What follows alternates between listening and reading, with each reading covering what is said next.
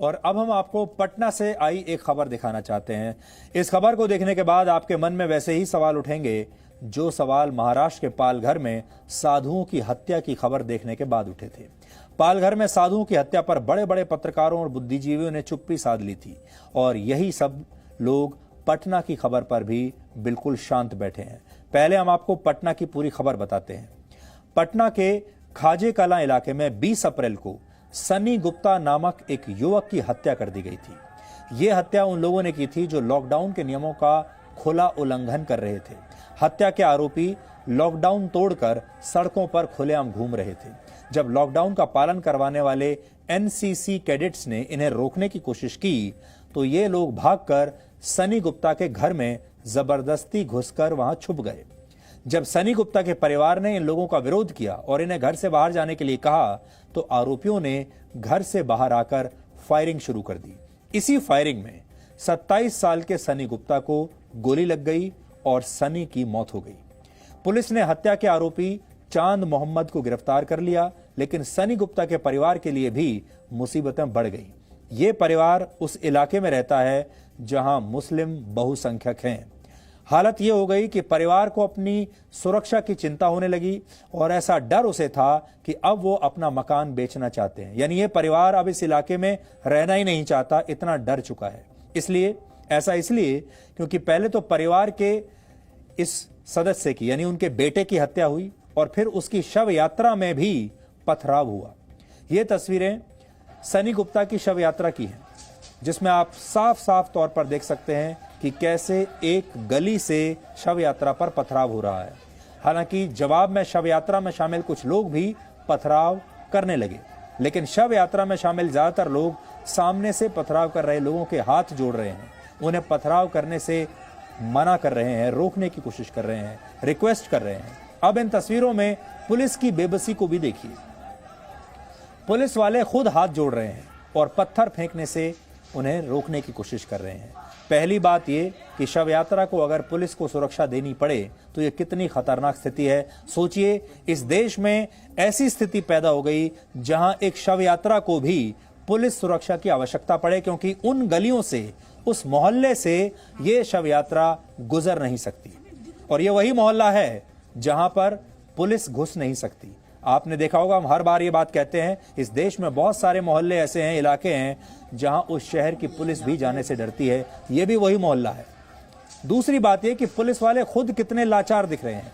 Police की ऐसी ही लाचारी हमें पालघर में भी दिखाई दी थी, जब पालघर में साधुओं की हत्या हुई पुलिस वालों के सामने।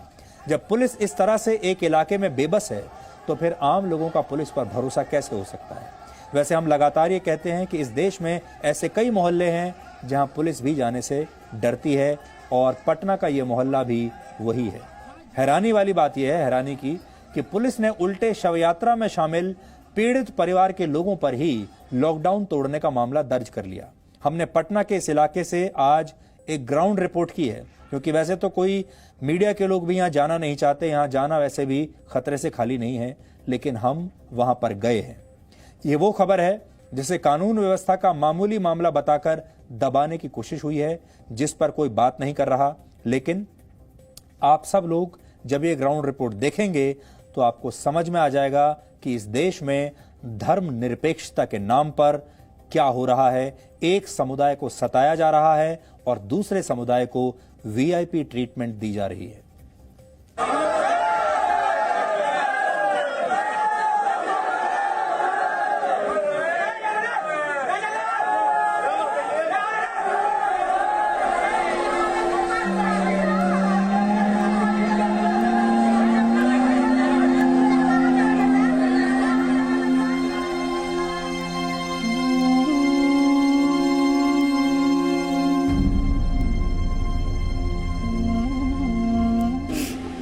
सीधा साधा पति को मार मेरा पति किसी से कोई उल्टा केस हम पर किया जा रहा है, पूरे परिवार पर केस किया जाए, मेरे भाई हैं, चचा हैं, जो भी है उस पर किया जाए। सर बताइए, हम लोग हम पर केस किया जाएगा, उल्टा केस करेगा, हम पर करेगा तो हम अपने आप को सुसाइड कर लेंगे। सर 2 बच्चा सब है, ऐसा हमको कभी भगवान दिन नहीं दिखाए। मेरा दुख को आप समझें। और मैं बहुत बहुत धन्यवाद जी न्यूज के, बहुत बहुत धन्यवाद जो हमारी पहचान को पहचानने के लिए पाए। पटना का ये परिवार 7 दिन से अपने बेटे के लिए न्याय मांग रहा है, लेकिन सुनने वाला कोई नहीं है, क्योंकि इस परिवार के बेटे की हत्या की खबर उस एजेंडे में फिट नहीं बैठती जो एजेंडा किसी पीड़ित का धर्म देखकर चलता है। 20 अप्रैल को इस परिवार के बेटे सनी गुप्ता की गोली मारकर हत्या कर दी गई थी। 7 दिन हो रहे हैं। बहुसंख्यक मुस्लिम समुदाय के बीच रहने वाला ये परिवार इतना डरा है कि घर बेचकर कहीं और जाने का मन बना चुका है। जब हमने वोट टांगा मकान का, जब हमने वोट टांगा तो विरोध किए हिंदू लोग कि गोपाल भैया ये क्या कर रहे हैं आप, ये क्या कर रहे हैं बाबू बाबा, ये खानदानी दादा दादी के मकान है।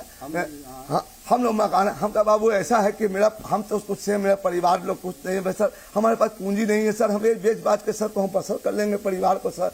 और वो लोग हिंदू लोग भी पलायन करने की कोशिश कर रहे हैं सर कि नहीं हम भी सोच सकते नहीं सर, कोई सोच नहीं यहाँ पर सर। आप हमारा मकान देख लीजिए कि किस कटघड़ी में है और किस जगह पर है हमारा मकान। हमको तो चाहिए बेटा को इंसाफ, मौत के बदला मौत चाहिए। जो बेटा मेरा मारा है ना सर, कल बेटा को इंसाफ मिलना चाहिए। 2 छोटा बच्चा है।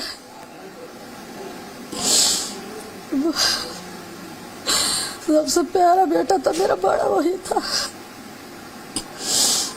1 महीना से बाबू घर में ही था, कभी कदार थोड़ा सा निकलता था, उस दिन वो भी नहीं गया। आपको बस कुछ नहीं चाहिए, बस उसको जो मेरे पति को मारा है उसको बस फांसी लगना चाहिए। मेरा सीधा साधा पति को मार मेरा पति किसी से कोई। इस परिवार के बेटे की ही हत्या नहीं, सिस्टम पर इनके भरोसे की भी हत्या हुई, क्योंकि एक तरफ लॉकडाउन का पालन करने वाला परिवार है जिसे अपना बेटा खोना पड़ा, दूसरी तरफ लॉकडाउन का पालन न करने वाले लोग हैं जो लॉकडाउन तोड़कर हत्या करने से भी नहीं डर रहे। लॉकडाउन तोड़ने वाले इन्हीं लोगों ने 20 अप्रैल को खाजे कला में सनी गुप्ता की जान ले ली थी।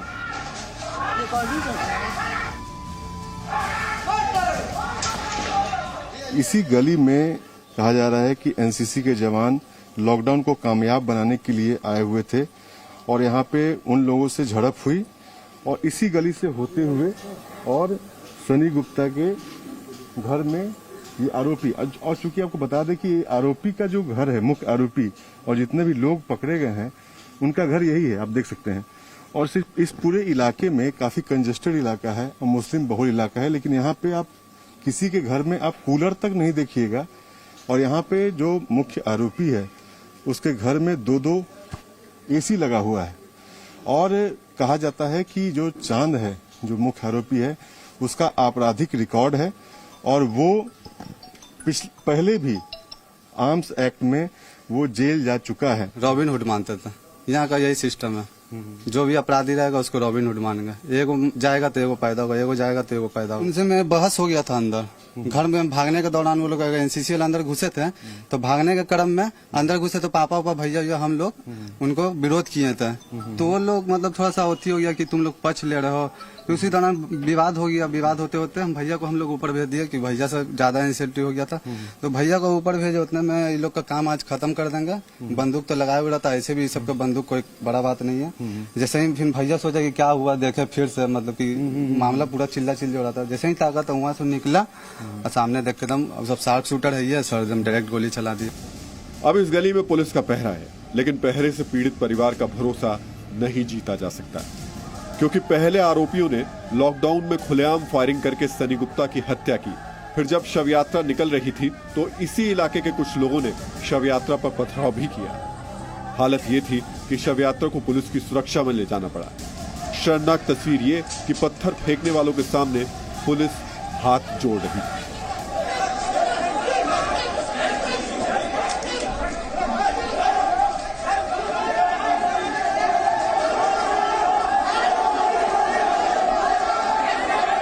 ये कैसा सिस्टम है जिसके होते हुए किसी पीड़ित परिवार के लिए शव यात्रा निकालना भी मुश्किल हो जाता है।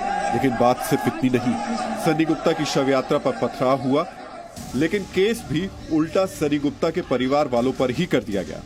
पुलिस ने पीड़ित परिवार और उनके रिश्तेदारों में 16 लोगों के खिलाफ लॉकडाउन के उल्लंघन का मामला दर्ज कर लिया।